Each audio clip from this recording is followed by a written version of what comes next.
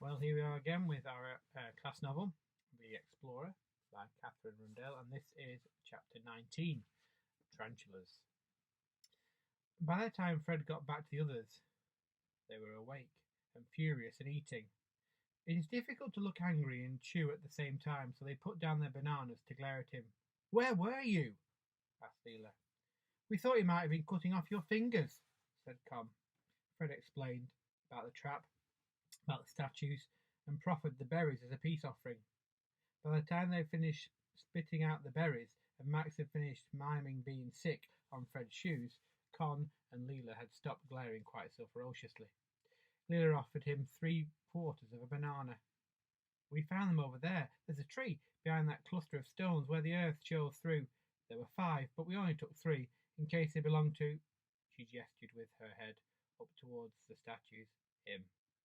The banana was a little green, but Fred preferred them that way. He ate as slowly as he could, but it was difficult. Bananas were very rare at home. It tasted of comfort. A light thumping echoed across the city square. It was the explorer stomping down the centre of the citadel, heading in their direction. They began frantically tidying themselves, Con raking her hair with her fingers, Leela straightening back his fur. Max licked his forearms like a cat. At that point, several things happened at once. The explorer came closer. He didn't, in fact, seem to be looking at them. He seemed lost in thought, staring upwards at the canopy as he walked. A rustling made Fred look away down at the ground, and a snake reared up suddenly from behind a fallen branch. It stood straight up, like the periscope on a submarine. It was violet green, with a whitish belly. Its eyes were red. Fred gave a hiss and gestured to the others. They froze. "Don't panic," whispered Leela. "Snakes don't attack, remember?" Fred backed away. It came up over the trunk, its neck still a stalk, heading towards him. It didn't seem to like him staring. "I think the snake might not know what happened." "I think the snake might not know that," whispered Fred. The snake started to glide across the log towards them. Fred's breath halted in the middle of his throat. He stared wildly around for a stick. The explorer walked straight past them, chewing on the stick with fierce intent. Without pausing in his stride, without seeming to take aim, he pulled a rock from his pocket and threw it at the snake. It cut through the air and struck the snake in the neck. The snake slumped to the ground. The explorer kept walking. He didn't look back. His eyes returned to the canopy overhead. Fred stared at Leela, at Con, and saw his own shot reflected back twice over. "Where did you learn to do that?" whispered Leela. "And why?" hissed Con. "I thought he'd rather we were all dead. It'd be more convenient for him." "Don't say that," said Max. "You can't."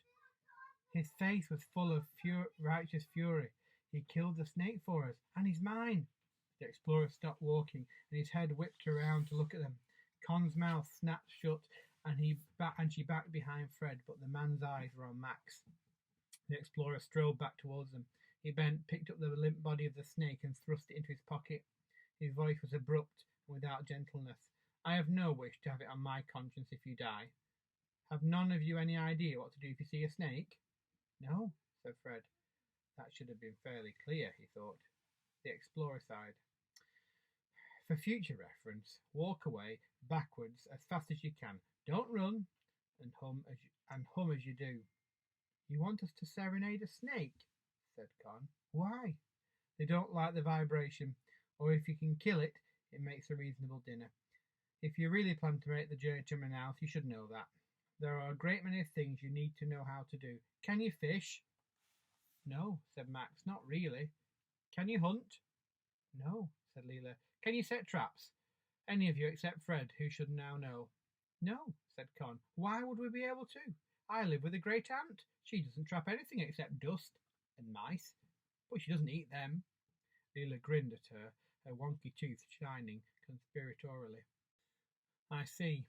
The explorer drew in breath, a heave of air that seemed to cement a decision. "Right then, come with me." "Just Con?" said Leela. "Or all of us?" "All of you. Even Fred, despite his idiocy." His eyes were hard. "Even the miniature cataclysm in the cardigan." "He means you, Max," said Con. "I found the nest," said the explorer, "and I will share it with you. But I want to be clear, this is the only help I will give you. I have no time to waste on children. A nest of what? Said Leela. She scooped back her up and settled him in her arms. He grasped hold of her upper arm and rested his nose in the crook of her elbow. You'll see. You'll see, Fred thought as they marched in single file behind the explorer, half running to keep up. You'll see were not reassuring words when spoken by someone whose fur coat still had the feet and faces attached. The nest, when they reached it, sticky with sweat and their hair full of twigs, did not look as Fred had expected. It was a hole in the ground. In fact, it was barely even that. The ground was covered in dry leaves and the hole was almost invisible. What's in there? Asked Fred. He wondered if it might be mice. Did mice dig burrows? He wasn't sure how he would feel about eating a mouse. Tarantulas, said the explorer. Oh! Mice sounded suddenly much more appetizing, Fred thought. They're delicious. They taste like shrimp cocktail. The explorer looked at Con, whose mouth was open. Do you have a plan for your face, or are you going to keep it like that? You don't actually eat tarantulas? Asked Con. Do they attack sloths? Asked Leela. Back appeared out from her elbow. We get to eat spiders, said Max. The three sentences were spoken very differently. Fred thought, disgust, cautious interest, sheer unholy joy. He said nothing, only knelt down to stare more closely at the hole. Yes, you toast them over the fire like crumpets. But aren't they poisonous? Asked Leela. I am not eating a tarantula, said Con. As you wish, the explorer shrugged. If you plan to walk to Manaus, the day will come when you'll be glad of knowing how. Right, we'll need some long twigs. I'm not eating one, said Con. This shouldn't be a shocking position to take. She turned to Leela and Fred for confirmation. That's normal. I want to try it, said Fred. Why on earth? Because I don't want us to starve on the walk to Manaus. And what else are we going to eat? And what if it's good? Leela's face was interested. What do you think are the chances it will be, percentage-wise? Low, said Con. Really, disgustingly low. Who wants to go first? Asked the explorer. There was a glimmer in his eyes. Fred didn't absolutely trust him. Fred looked down at the hole. He thought he saw a shadow move inside it. His stomach rumbled. I will, he said. Fine, the explorer smiled. It was not an easy smile. There was something wolfish about it. It's very simple. Take a stick and jab it in the hole. The tarantula will come out to see what's happening. Fred crouched over the hole and shook the tip of his stick backwards and forwards over the tarantula nest. You've officially crossed the line between brave and a medical condition, said Con. It can take a while, so don't give up, said the explorer. It's a good season for tarantulas. They should be meaty. He's mad, whispered Con to Leela. We're alone in a jungle with an actual, real-life madman. Fred kept shaking his stick. Nothing happened. Con visibly relaxed. It's empty, she said. Thank goodness it's empty. 4 legs, jointed, thin and hairy, emerged from the nest. Fred froze. Keep going, barked the explorer. Move the stick backwards. Lure it out. The spider that emerged was as big as Fred's palm and light brown. It's a female, said the explorer. The males are black. His hand darted past Fred, and he grasped hold of the tarantula around the middle. He held his fingers well back from the pincers, which waved irate at the air. Do you want to stroke it? He said.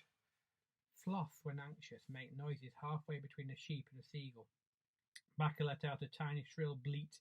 Leela stepped back, her arm shielding the sloth's eyes. The honest answer, Fred thought, was no. It was a no loud enough to shake the foundations of the jungle, but the words that came out of his mouth were, which way do I stroke it? In the direction of the fur, from the head to the back end. Don't, Fred, said Con. She was standing with her back flat against a tree. She was pale under the dirt. He's angry at you, remember? He's trying to hurt you. The explorer's voice was dangerously mild. The bite of this species is no worse than a bee sting, he said. He held the tarantula very gently. My boy used to... And then he stopped, shook himself and said, I knew of a child, once, who had one as a pet. It got tame enough to sit in his lap while he ate. Fred glanced at the explorer, but his face was impassive. He laid his finger on the tarantula. It was unexpectedly soft and quivered under his touch. Now, said the explorer, pulling a knife from his pocket, suddenly very brisk, you slice along the back from the neck here, so it feels no pain like this, but don't cut the head off. He cut across the spider's neck, and then you wrap it in leaves. He dropped the spider onto a large leaf and handed it to Leela, who shuddered but held it in both hands. Now you tie it with grass as if it were a parcel. Yes, good. There's another nest east of here. Remember, you can tell a tarantula hole from the opening, shallow at the front and then a sudden dip into the tunnel. The journey to Manaus takes you through rocky terrain. You'll be able to find them there quite easily. I once went a whole month eating nothing but spiders and bananas. I had terrible yellow diarrhea, but I survived. He set off through the jungle without glancing behind him. Fred looked down at his hands. They smelt very slightly acidic. By the time they caught up with him, the explorer was leaning over another hole, sweeping back leaves and plants with his caiman skin shoe. This hole was significantly larger. Now, this one you'll have wrapped up like a birthday present is a common tarantula, but this hole, he prodded in a stick, it's different. This is the hole of a Goliath tarantula. He glanced pointedly at Con's hair. The Goliath tarantula has hairs on its rump, which it sheds if it feels threatened. And God knows I'd feel threatened if I faced with a bunch of children. The hairs sting if they get on your skin, like nettles, but far worse. Do you understand? Yes. Good. Never mix up your tarantulas if you're planning to stroke them. It seemed sensible advice, Fred thought, if useful only in very rare circumstances. Are they the ones they call bird-eaters? Asked Leela. Exactly, said the explorer, looking down at her with something like approval, although they rarely eat birds, mostly toads and worms and the occasional rat. They didn't need to tempt out the Goliath tarantula. As Fred leant forward to peer into the hole, the front legs emerged. He stepped backwards fast. 4 more legs followed, and a great round body covered in thick hair. Con retched. Max squealed with delight. Leela stepped in front of her brother, pushing him behind her. She clutched back and more tightly. The spider was as big as Max's face. It moved slowly towards Max's ankles. As calm as if they were tying a shoelace, the explorer reached down, pressed the spider to the ground with a stick and gathered up the legs in his fingers. Hand me some leaves, one of you, and watch your feet. There'll be more. By late afternoon they had 6 tarantulas. They took them home to their fire, and Leela laid them neatly in a row. Good. Now you toast them on sticks until all the hair burns off, said the explorer. They'll start giving off a squeaking noise. It's the hot air escaping from the space between the leg joints. That's a sign they're done. You can eat all of them, including the face. The face, said Con weakly. The explorer laughed. He picked up 2 of the parcels, leaving them fall. You're on your own now, he said. Don't disturb me again, or I'll serve your eyeballs to the caiman like olives at a cocktail party. They stared at the bulk of his retreating back as he strolled into the jungle. Fred speared his tarantula on a stick and held it over the fire, watching it turn dark brown in the flames. Leela toasted Max's for him. Con's lay still in its parcel. She refused to look at it. It's a spider, she kept whispering. After 10 minutes, the spiders began to whistle, a sound like a tea kettle. Fred gathered all his courage together. He pulled the tarantula off the stick. It was hot and crispy, but it looked unambiguously spidery. He held his nose and bit a leg off. He was astonished. They tasted like a fish. They tasted a little fish-like and salty like the sea. He took another larger bite. It's not that bad, he said. Con stared at him, incredulous. You're eating spiders? You do realise that? Max took a bite of his. It's very delicious, he said. Can I eat yours if you're not having it? No, said Con. Try a leg of mine, said Fred. The spider made him feel more awake. He could imagine the journey home, really imagine it, for the first time. Walking by day and eating spiders and whatever fruit they could find each night.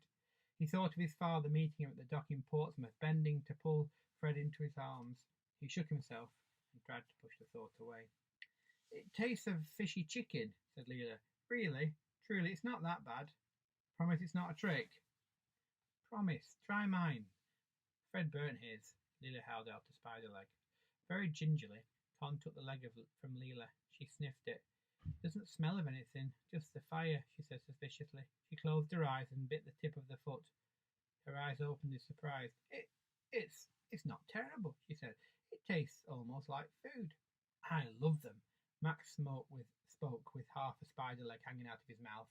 They shall sell them at the pantomime with the ice cream.